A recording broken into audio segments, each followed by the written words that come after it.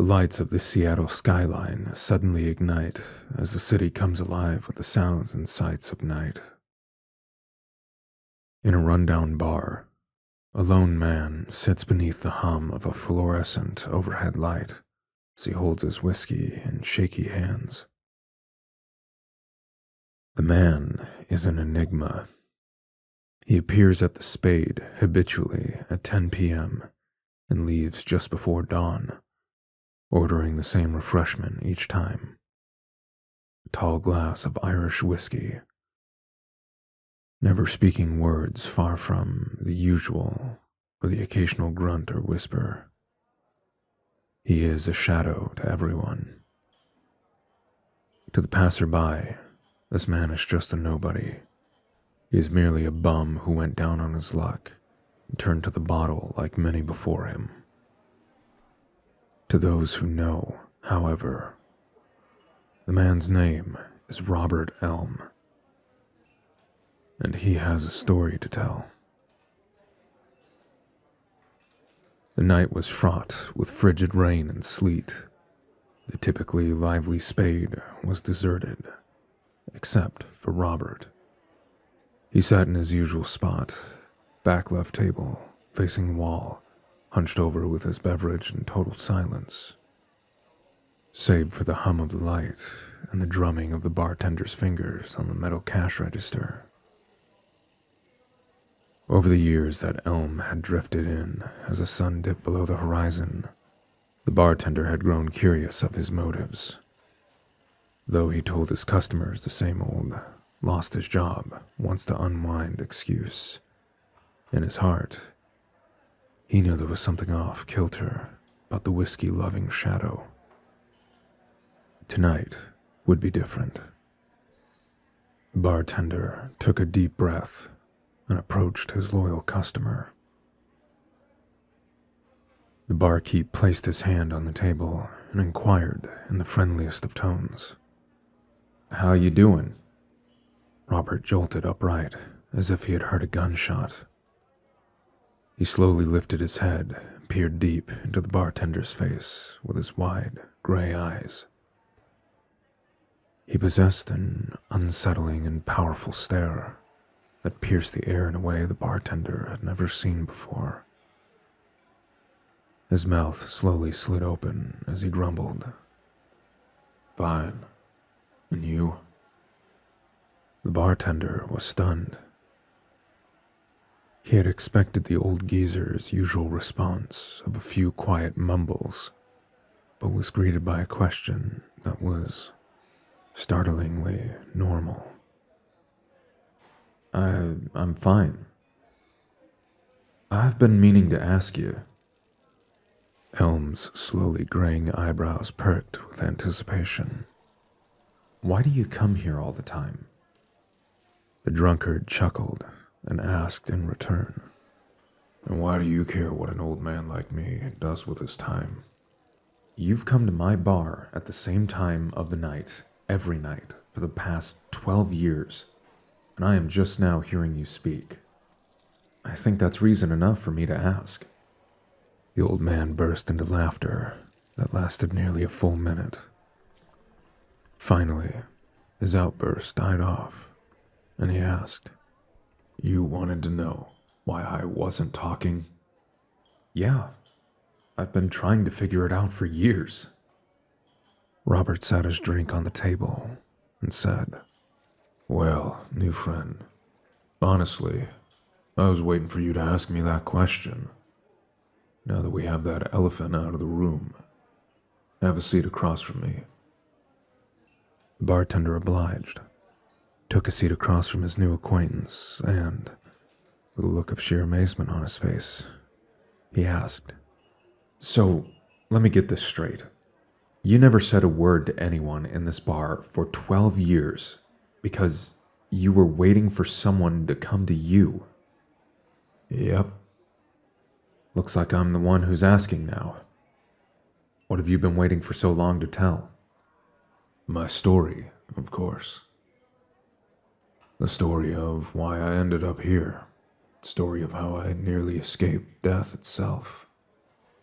And since Well, since I don't see anyone else here, you, sir, are going to be the first one in a long time to hear my tale. All right, let's hear it then. It all began back in November 1962. I was living in a small town in rural Iowa. Back then, everybody knew everyone else like family. It was a safe place, that's why my family settled down there, back when the area was a barren patch of farmland. Though the entirety of my teenage years, I was chasing a girl named Elizabeth. I can practically see her now. As time went by, our relationship grew.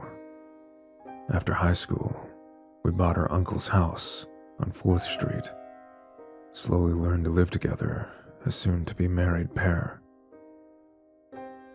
This was a struggle, to say the least. Back when I was a younger man, I had a fiery temper that seemed to grow as we became closer to one another. I remember one specific instance when I heard she had wrecked my dad's Ford. I hit her across the face with a trash can lid. I had never regretted anything more in my life, and it wasn't even her fault. Every morning for the next month, I would come downstairs to see the pale, red bruise on her face and immediately get too choked up to speak. It was a wonder she kept me around. But one night, everything fell apart. I can't remember why, but she left me on the side of the road and told me to find your own way home, you sack of crap. I remember my heart sinking as she pulled away. I began to wander the side of the empty country road.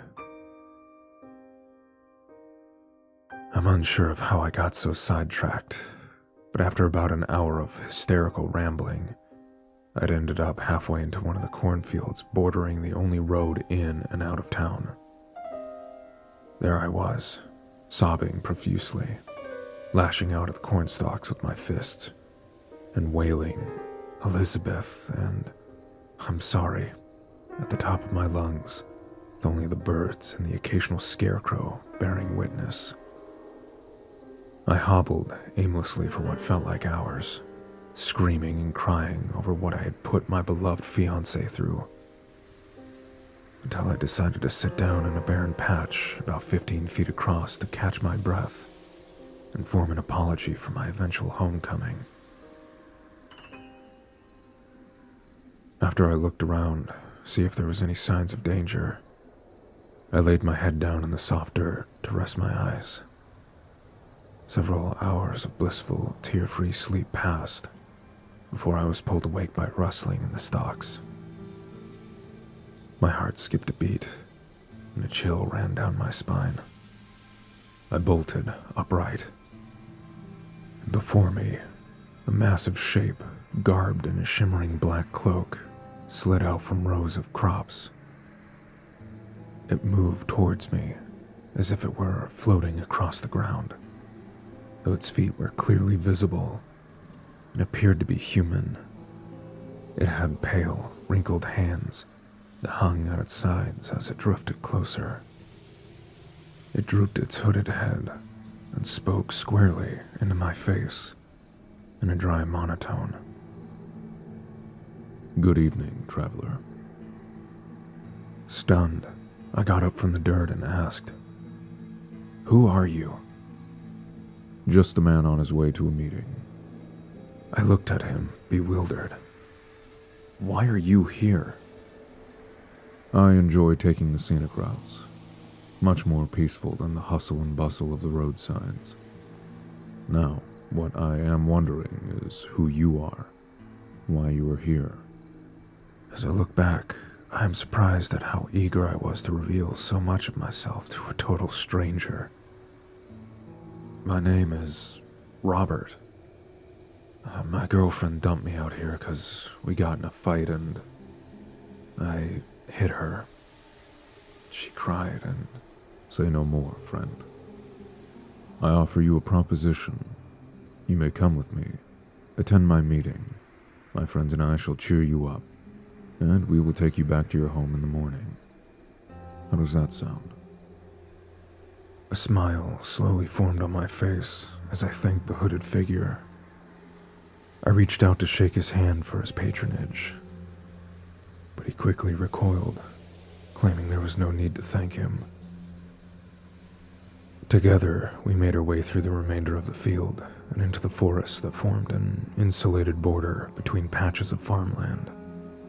As we walked, I had more time to examine my new friend's figure.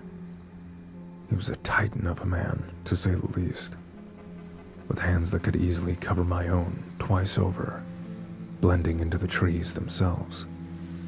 He towered over me at what I assumed to be well over 7 feet. He moved with surprising agility for someone of his size, darting through the branches and over roots at a speed a tad slower than a jog. I had to walk nearly twice as fast to keep up. His robes still shimmered as they did in the cornfield, though the moon was no longer visible. Oddly, no matter how fast the man moved, his hood never failed to conceal his face. Growing bored of silence, I struck up conversation. So, what's your name? The man glanced down and told me. You may call me Lombard.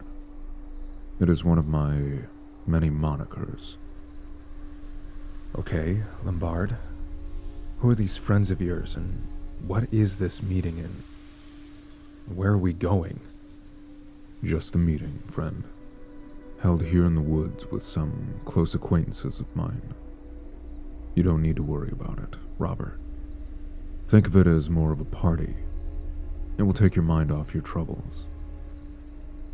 It was at this moment I realized I was doing the exact opposite of what society had taught me. I was found lying in a field and decided to walk off with some strange hooded man to go and meet his friends in the woods. Heartbreak can drive people to do some crazy things. It wasn't long before we saw light in the distance.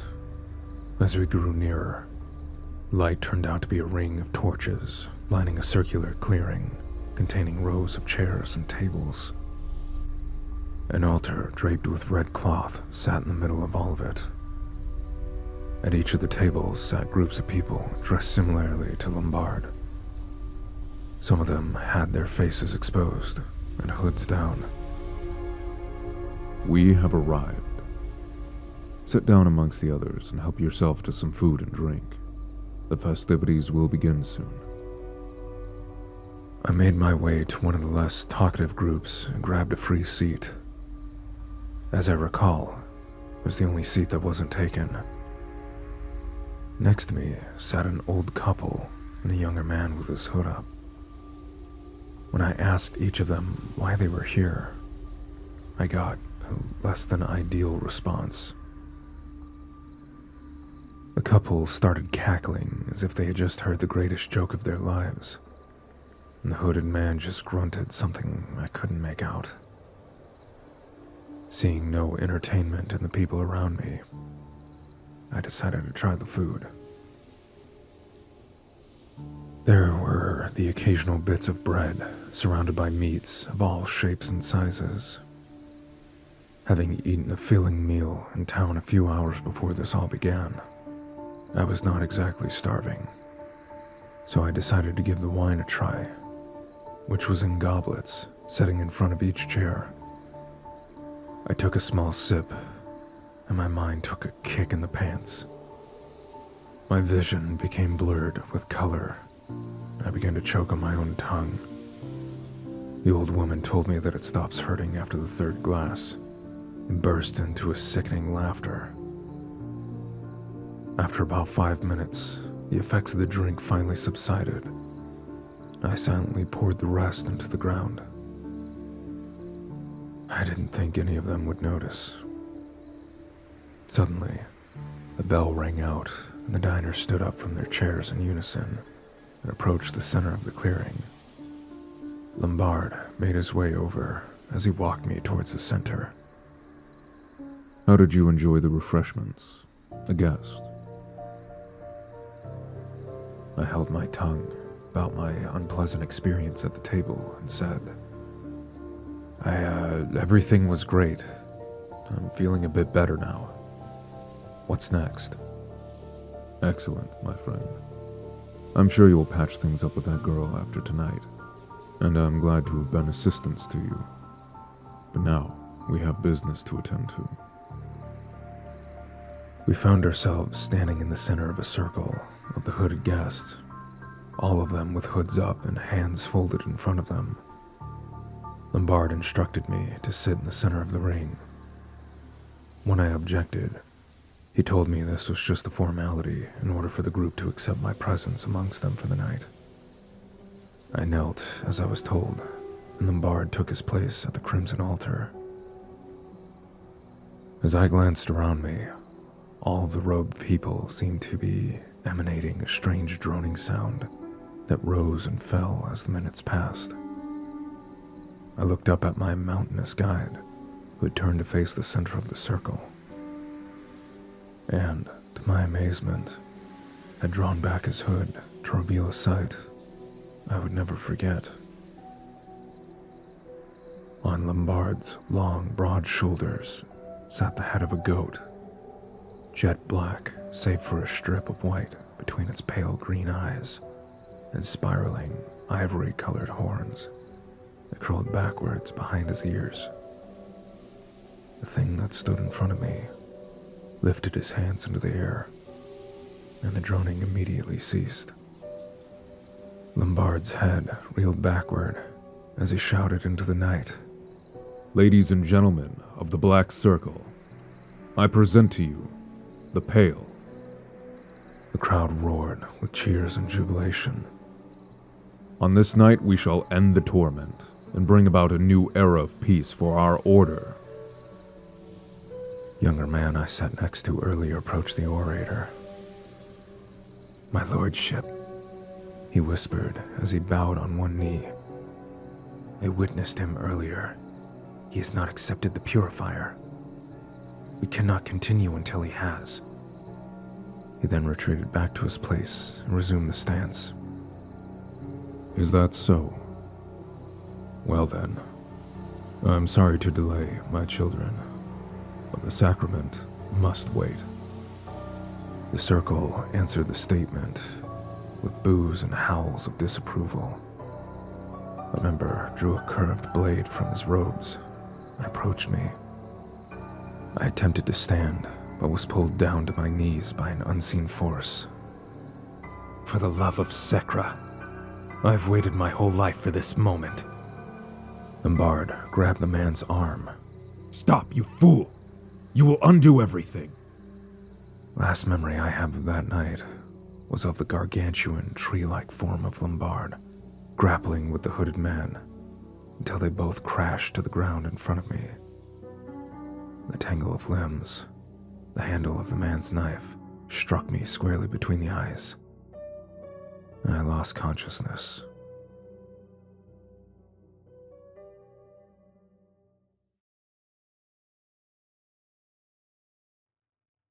I awoke in a small, sparsely furnished room with white walls and dark brown hardwood floor.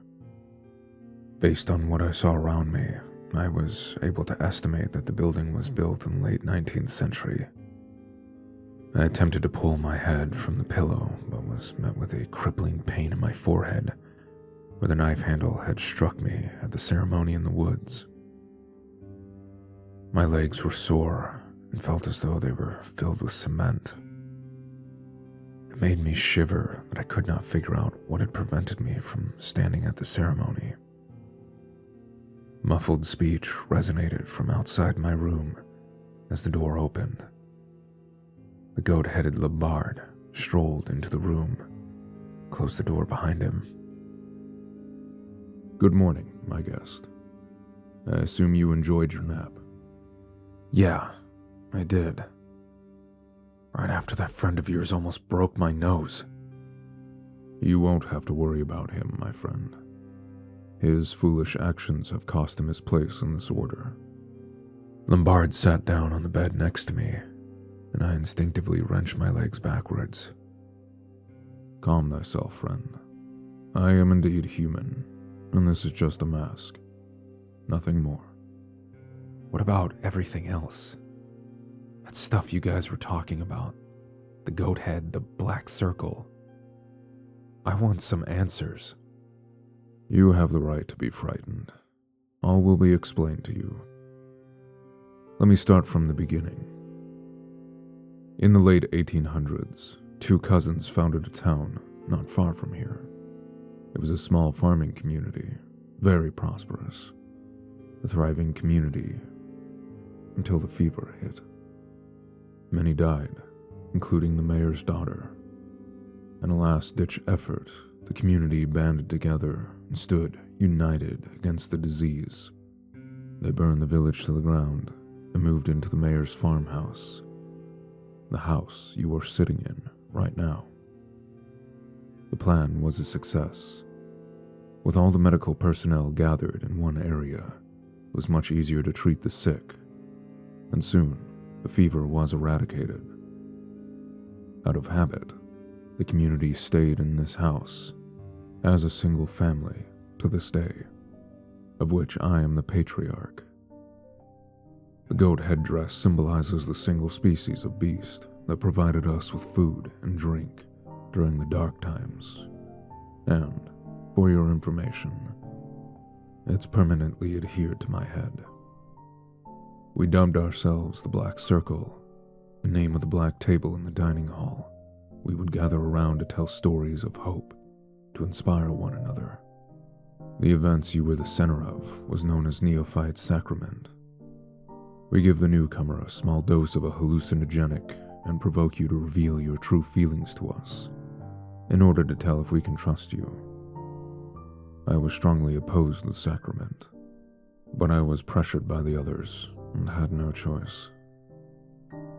The words we used were simply to disguise our discussion due to the circle's lack of trust. As for the actions of Alabaster, I sincerely apologize. Here I am, Valentine Ambrose Lombard II, with nothing to hide, at your service. Needless to say, I was awestruck at the volume of information that was imparted onto me.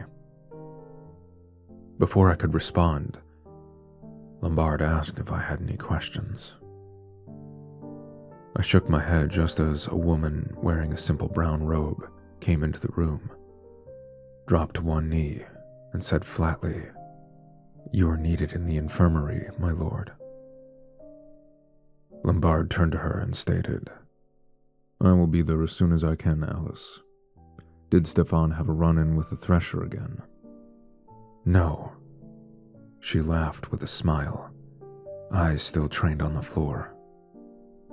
Pierre was picking on Sylvia again. She snapped and let him have it with her little fists. I have them both down there waiting for you.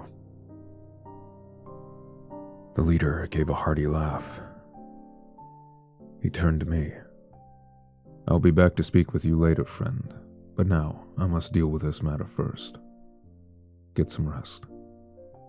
Both the leader and the woman walked out of the room and shut the door on their way out, leaving only silence in their wake. My head felt heavy, and I decided to take my new friend's advice and rest my eyes.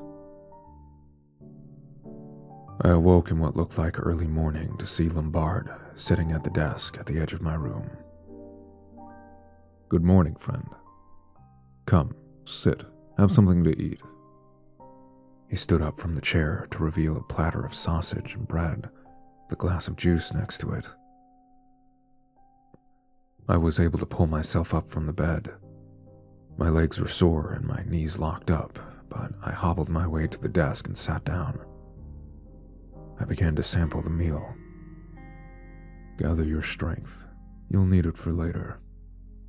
I've gotten it approved with the circle. I shall give you a tour of the house and the grounds around 3 today. so try and get those legs working by then. Lombard gave a quick wave of his hand as he left the room, like wind blowing through the woods. I had finished my odd-tasting dish after a few minutes. I sat for the remainder of the time, stretching out my tired legs while looking out the window. The full day of bed rest and struggle against whatever held me to the ground had left them aching and weakened. An expanse of farmland spread out in front of me, ending at a dense forest. A single dirt road lined with torches leading up to the house. I assumed that somewhere in the woods there was the picnic table and the altar, and beyond that, the cornfield where I had met my guide, and somewhere beyond that was Elizabeth. Home. I sighed. Ready? I jumped with surprise as Lombard broke the silence in the room. Time had passed faster than I had expected. Come, follow me, friend. I made uneasy strides out into the foyer with a painting of another goat-headed man, a massive chandelier lighting the room below, and the rows of rooms lining the walls. This is the second floor, used for boarding our members. The room you are staying in is the guest room. It is not used very often. It overlooks the entrance room, which we will visit later. Is that you in the painting? No, that is the founder of the circle, my great-grandfather, Ambrose Garrett Lombard. A great man. I wish I could have known him in person. So, he started the whole goat head thing. I laughed rhetorically. We made our way downstairs, wandering through the entrance room and the living room and the sitting room, listening to Lombard's tales of him reading stories to the children by the fireside in the winter, and of the old man who was master of the old grand piano sitting in the living room. I asked him about the double doors at the end of the entrance room, only to receive a response that I should not go in there, as I do not have high enough clearance to enter yet. We walked outside, and we explored the grounds. From the outside, the house was massive. It was clearly some kind of old farmhouse. We made a left turn around the house to find 3 buildings off in the distance. I asked him what they were for. He said one of them was a chapel, now dilapidated and unused, a small building used for a school, and a smaller concrete building used for storage. I shrugged plainly, and we moved on. But I took that moment to ask, what exactly is your job here? I'm the headmaster of the order, friend. I'm many things. Judge, principal, father, doctor. Lots of things. We walked back up to my room, and Lombard instructed me that now that I know where I am, I can move about the property at will, but only during the day. At night, I was confined to my room. Seeing as the sun was descending below the horizon, I went off to bed. I spent the next few days wandering the grounds while getting my bearings with the area and getting a sense of location. After speaking with some of the other followers of Lombard, I noticed a constant theme. They never broke eye contact, and they spoke in very calm manners. Regardless of age, they'd find a clever way to avoid any of my questions, specifically ones involving Lombard, the concrete building, or what happens in the Grand Hall. Seeing that I would never find anything out from the members, I decided to go answer hunting myself. Making my way out to the structure, which was about a football field's length from the house, I decided to carefully inspect it. The building had no windows and a single iron door secured with a large padlock. I was going to investigate it further, but before I could find any way to open the lock, the sun began to set I reluctantly returned to the house. A couple of weeks of fruitless investigation passed till I was finally returned to my full, healthy state. Feeling my strength returning, I began my morning with a quick workout. Lombard entered mid-push-up. "So, I see you are back on your feet again." "Yeah, feeling pretty good." "I imagine you will want to go home soon." I stood up and looked at the tree-like figure. "Yeah, I suppose. I miss Elizabeth quite a bit. I want to make amends." "Good, good.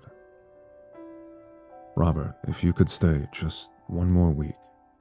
We feel like you have become a member of the family around here, and we wish to perform a departure ritual this Sunday, just to say goodbye. You've been one of the kindest outsiders we've encountered in a long time." I walked up to the goat-headed giant, looked him in the eye like he had done to me so many times before, and smiled. "I would be honored, friend." That night, just before sundown, Lombard drifted once more into my room. He spoke in a much more serious tone than before. His posture created an imposing aura about him. "Robert, we're having a ritual in preparation for your departure. I require that you do not disrupt it. Please, stay in this room until my return. It is a kind of rehearsal. I don't want to ruin any surprises." I quickly nodded in agreement, trying to ignore the sudden change in the headmaster's attitude as he sped out of the room. I had not been truly honest with my host during my stay in the house. For every act of hospitality he offered, there was an event or element that would cause a pang of distrust in my mind. One moment, Lombard would provide me with food, and I would see him teaching the children like a loving relative. But the next, I would notice the concrete shack, or remembered what had happened in the woods weeks ago.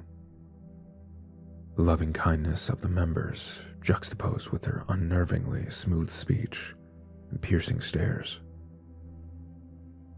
Every impulse in my mind told me to run, but I knew I would never make it far before I was captured, or worse.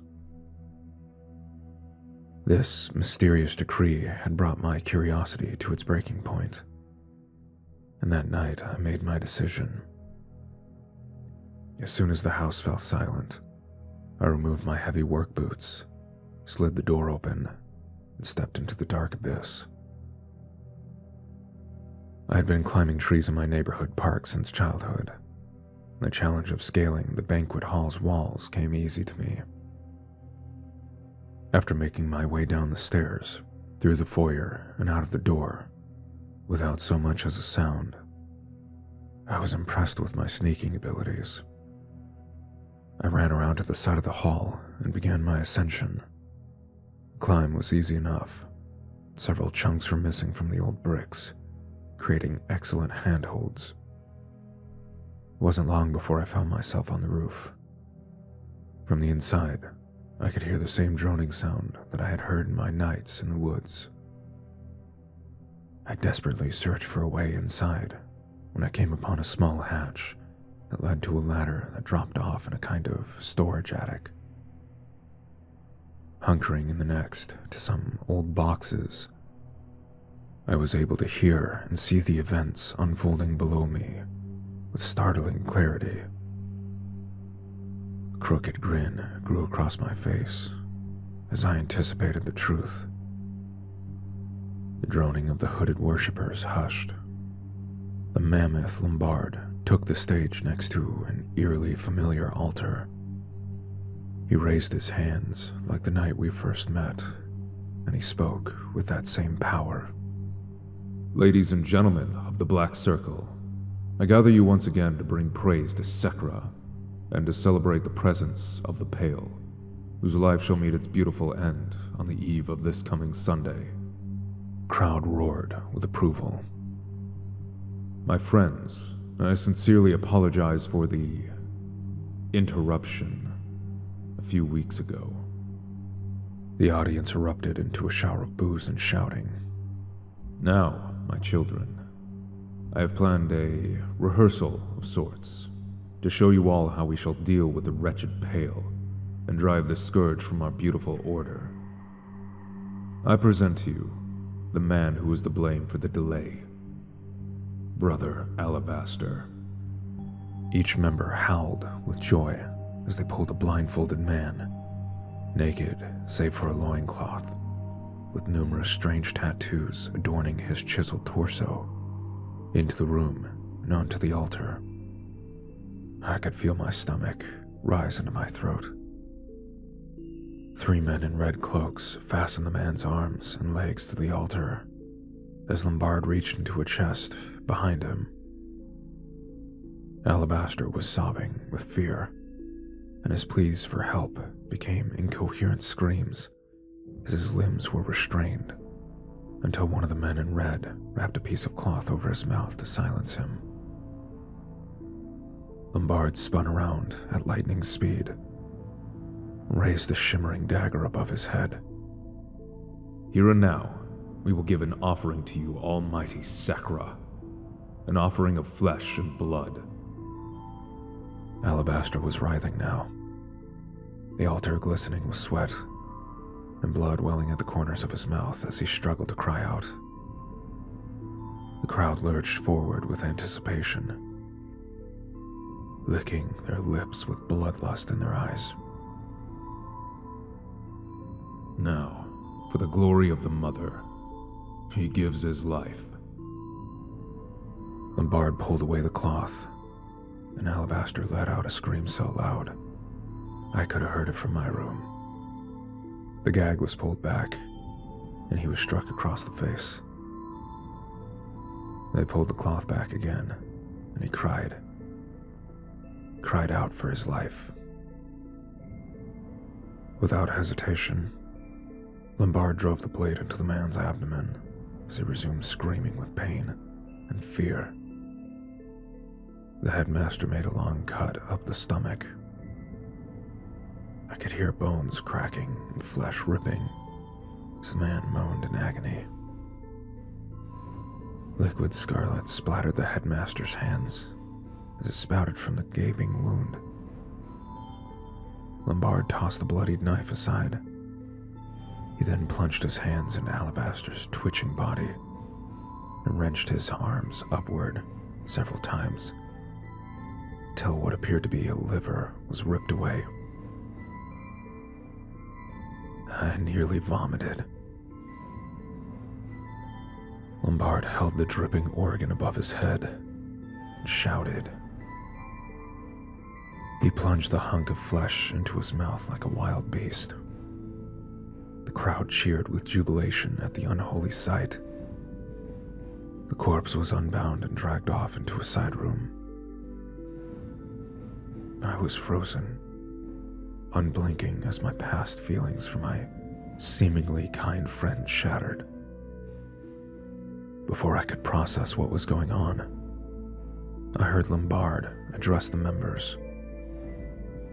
No one is to speak of this to our guest, and regarding the Pale, I'm going to see how our friend is doing, he said with a chuckle as the cloaked men and women overflowed with laughter. I was back on the roof before Lombard could leave the stage. With my heart thundering, I bolted back to the roof as fast as lightning and hurled myself from the roof. Using my climbing, I tucked my legs in and rolled across the grass. I only sustained a few minor bruises. I ran around the side of the house, up the stairs, back into my room just as I heard the great hall opening. I heard Lombard's thundering footsteps as he climbed the stair and approached the door. The door opened. The giant's eyes met mine. Good to see your evening was a relaxing one, friend. I've had better, I had a really strange nightmare. Messed with my head. How did your ritual go? Playing dumb with him as best as I could. All is well. The congregation is eagerly awaiting this Sunday's celebration. Enjoy your rest. Lombard shut the door as I heard the rest of the worshippers coming into the entrance hall. I sat and pondered my situation. I was trapped in this godforsaken place for one more week until they decided to kill me. I had 1 week to discover what was really going on here, and 7 short days to plan my escape.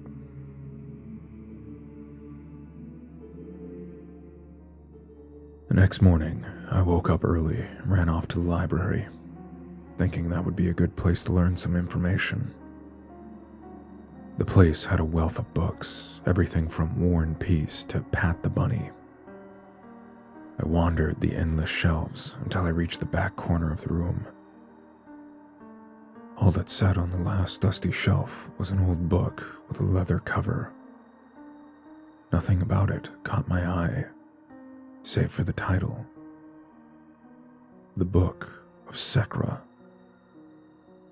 Remembering the mysterious name from the horror of last night, I snatched up the scripture and scurried out of the library unnoticed. I sat at the desk in my room and flung open the ancient volume. Before me sprawled mounds of text in Old English. Though it was in English, it was difficult to understand as I trudged through chapters of sacrifice and lore. I didn't find much beyond useless gibberish about ceremonies, a few of which I recognized. The method in which one is to fasten a goat's head to their own, and a full-page print of a slender woman sitting on a throne with what looked like blood splattered around her mouth. Below it read, Sekra, Her Holiness. I returned the book to the library and decided to scour the grounds. Seeing as there was no way I could budge the padlock on the concrete shack, I instead made my way to the chapel. The door slid open easily enough, and inside was what appeared to be a graveyard of old boxes and furniture. After searching for a few hours, I found nothing of interest amongst the stacks of rotting wood. The schoolhouse next door yielded similar results. A few desks sat in simple rows with a teacher's desk, the plaque bearing the name, Master Lombard, and a chalkboard at the front of the room. Nothing else. Feeling defeated, I emerged from the building, and something caught my eye. In the grass at the door of the concrete building sat a shining padlock. My heart leapt into my throat, and I sprinted towards the shack. I reached for the iron handle of the door, when it suddenly sprang open. A short, stubby man emerged quickly, shutting the door. He noticed me, pushed his back against the door, and spoke. No, boy, don't go in there. This place is not for the outsiders. I sighed, grudgingly returned to the house. Though I was distraught over this defeat, I returned to my bed and met sleep with open arms. During the following days, I felt my sanity slipping away as I slowly came to grips with my fate.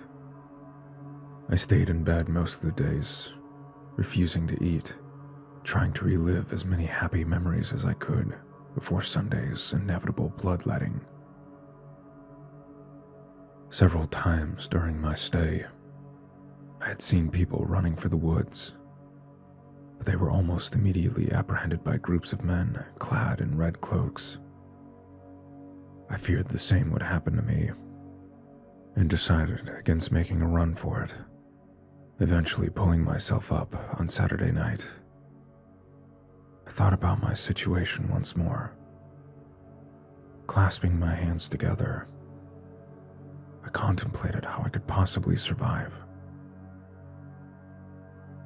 By the time I shut my eyes, I had summoned my last shreds of bravery and constructed a plan with a mental image of the house, so I would know my best route out of this place. Shutting my plans away in my head, taking a deep breath, I surrendered to my subconscious.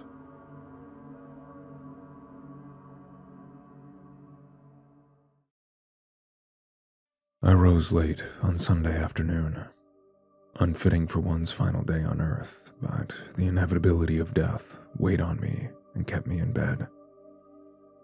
Lombard entered the room around 6 o'clock. Are you ready to leave us, friend? We are making preparations for the ceremony now. When you are ready, please approach the painting at the other side of the second floor.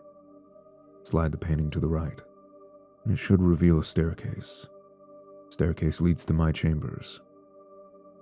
I need to perform the finishing touches for the farewell. I quietly nodded as the door closed. For a few moments, I sat and considered my plans. Sitting, sweating, and breathing heavily, I made my decision. I snatched one of the pencils from the desk drawer and slid it into my right boot. Following the giant's orders, I climbed the hidden staircase and entered a large circular room.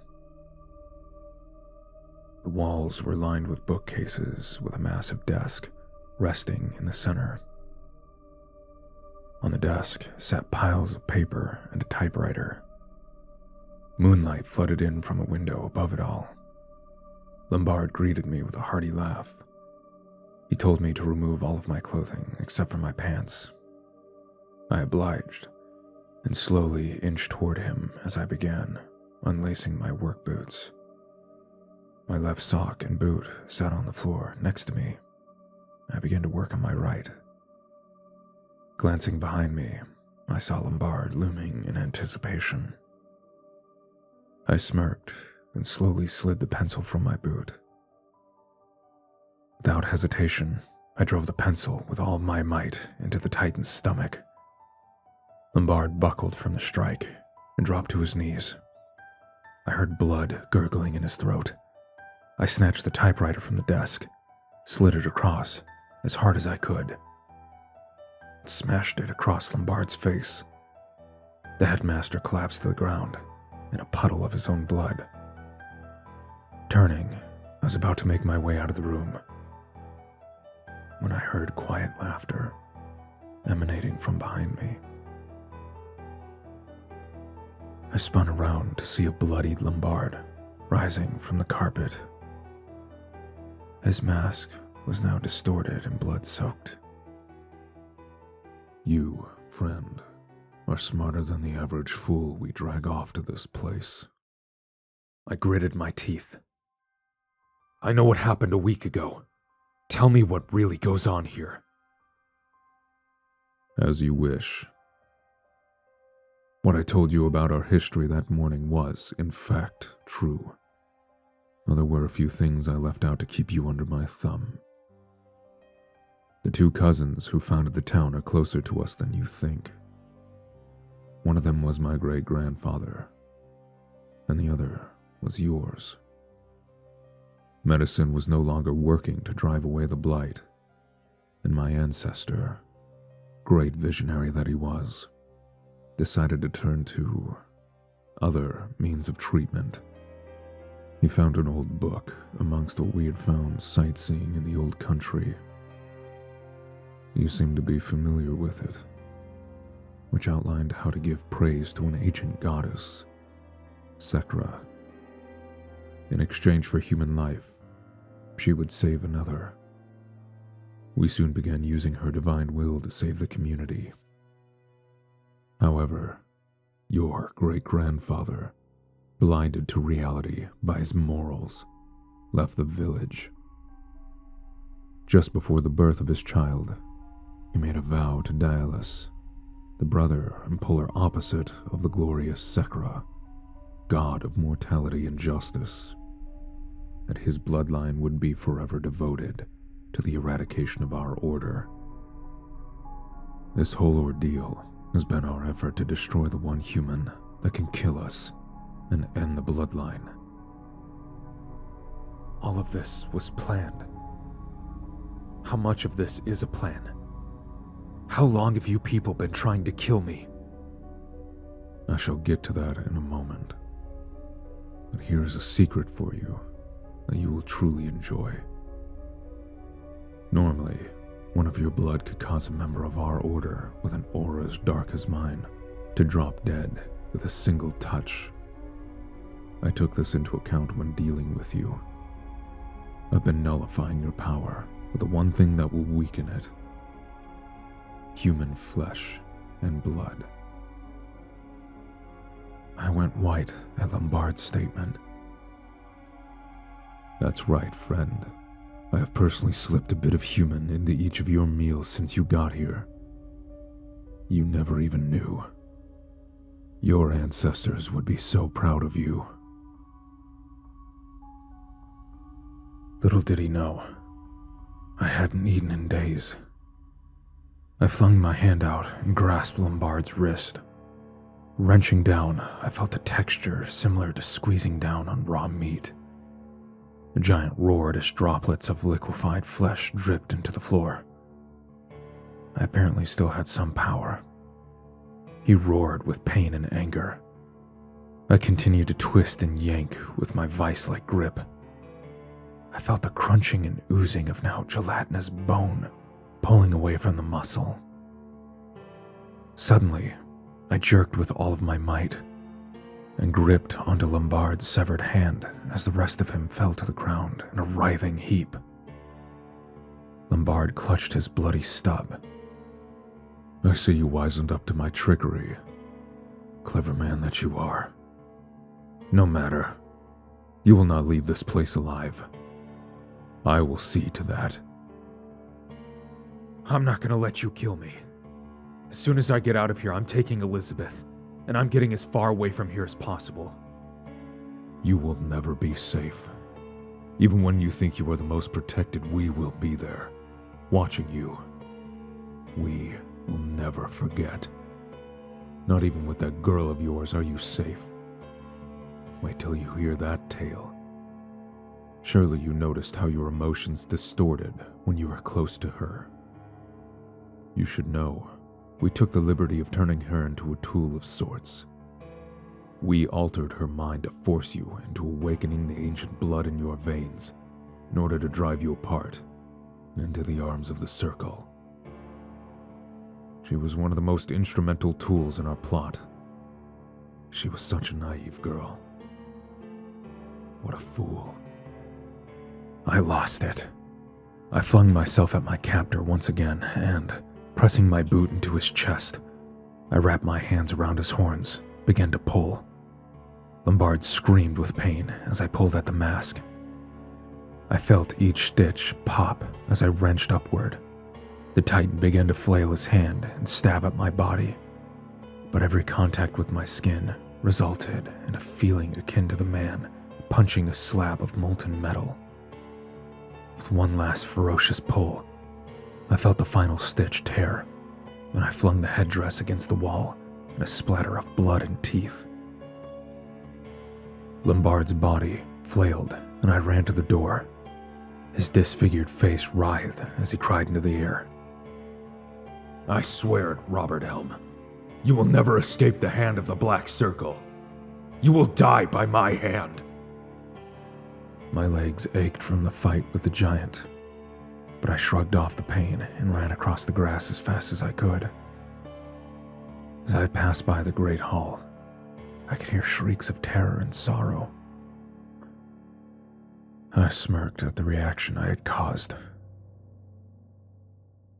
I'll never see that thing again, I muttered. I hurried myself to the concrete shack at the edge of the property. I figured now was a good enough time as any to see if I can get in that mysterious building. Halfway through the field, I turned to see hooded men with torches beginning their search for me. I quickened my pace. I was able to reach the unlocked door while the search party went off to investigate the barn and tool shed.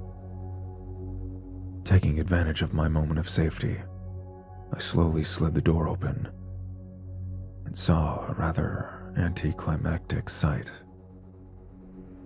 The room was dimly lit by a single light bulb hanging from the ceiling. Several barrels stood around the corners and walls. A workbench was fastened to the wall next to another large metal door at the end of the room. Just as I got to investigating the room, I heard footsteps from behind the second door. My heart skipped a beat, and I had no choice but to conceal myself in one of the barrels. I slid back the lid and was met with a horrendous stench that caused me to gag uncontrollably. Reluctantly, I climbed into what felt like runny swamp sludge and held my breath. As soon as I did, the old man I saw earlier pushed the door open and hobbled into the room, holding what looked like a corpse slung over his shoulder. He approached the workbench and flung the body onto the table. To my disgust, he began meticulously working at the body with an assortment of knives, cutting and slicing with surgical precision. The entrance to the room opened again, and a group of hooded searchers entered and asked the old man if they had seen someone matching my description anywhere. He insisted that he had not, and, after scanning the room for a few seconds, the men left as quickly as they came. I waited, stiffly in the barrel, holding my breath as best as I could, taking in brief sips of air, staying as quiet as possible, as to not reveal my location. Suddenly, I heard the old man mutter to himself, "You will cook up nicely, won't you?" He let out a quiet chuckle. I gagged again, half with sickness and half with shock. I had caught the man's attention. Deciding it was time for me to make a move, I silently lifted the lid of the barrel, slid my soaked form into the dark floor. Fear gripping tight, lid in hand, I raced toward the stunned butcher and struck him on the head with a hunk of wood. He dropped to the floor with a dull thud. I snatched the blade from his hand and made a dash towards the door. Not before looking at myself under the dim light. My stomach turned as I saw an entire body soaked in a heavy coating of blood and chunks of meat. It drizzled and pooled on the floor. It sickened me. Holding back the urge to vomit, I nudged the door open, revealing a dark tunnel, far more organic than anything I had seen in quite a while. All was silent, except for the drips of blood from my skin and clothes. I quickened my pace as I heard shouting from far behind me. I held my breath, ignored the looming claustrophobia, and soldiered on through the darkness. The near-endless tunnel finally opened into a small candlelit room. It was only about 12 feet across, with an arching ceiling. I had little time to examine my surroundings, for when I entered the room, I saw a hooded worshiper with his back facing me, holding what appeared to be an old hunting rifle. Though at first my heart raced as I anticipated my own death, I was stunned to realize that he was unaware of my presence. Seizing the moment, I lashed out at the crown of his head with my stolen weapon. The man let out a quick yelp, fell to the ground, and lay motionless as blood pooled around his hood. I let the knife rest in his skull, and snatched up the firearm. I slung it over my shoulder. On the floor, I noticed a small metal hatch. Seeing nowhere else to go, and remembering the search party on my tail, I opened it. Descending the ladder, it revealed. The ladder met the ground in an alcove on the shore of a small pond. Near the ladder, I found plastic tubes filled with things like shoes, backpacks, dog collars, among other things. remembering the room with the old man and the cult's cannibalistic tendencies. Sight of all these tattered belongings was bittersweet. Grabbing one of the largest packs I saw, a pile of metallic objects out of the corner of my eye. Bicycles. Taking a deep breath, I picked up the newest looking one and rode off through the woods as fast as the wheels would spin into the night. After trudging onward through the woods for most of the night, I finally arrived in town. Needless to say, my friends and neighbors were amazed by my return. However, I knew I could not stay and chat. Walking up to my house, Elizabeth rushed out to meet me. I didn't even look at her. I continued inside, gathered my belongings, and climbed into my car with Elizabeth chasing me the whole way, asking me what was wrong and where I had been. I ignored her. She looked at me with a face of sorrow that I knew was just a mask, and when our eyes met, I could tell she knew the answers to her questions. I backed out of the drive and made my way to the highway. I never saw that town or Elizabeth again. Many years passed. I traveled town to town, but every time they found me, they always found me. For years I've been running from them, but I doubt I will ever escape their grasp. I've found safe haven in this place for 12 years, but I fear that they're now drawing near once again. I'm too old to run anymore, my friend. Just too old now.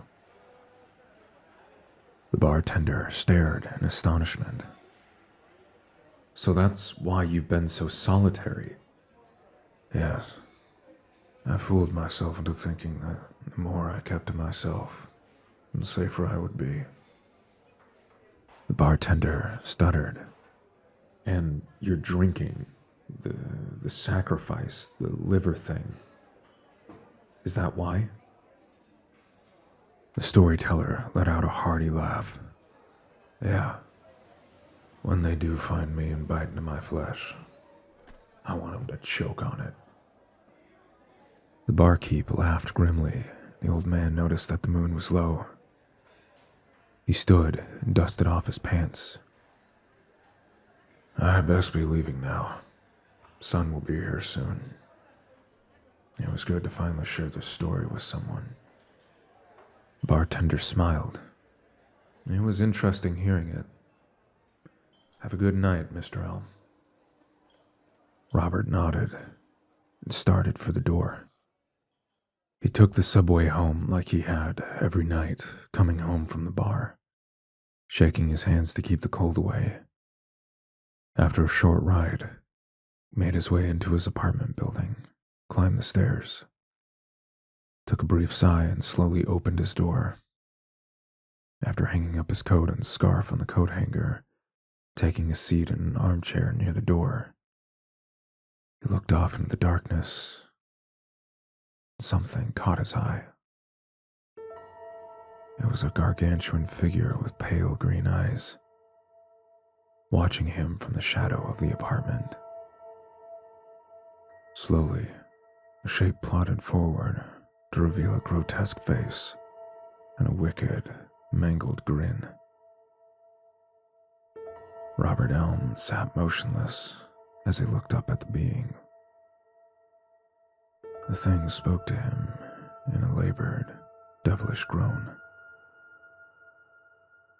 Good evening, friend.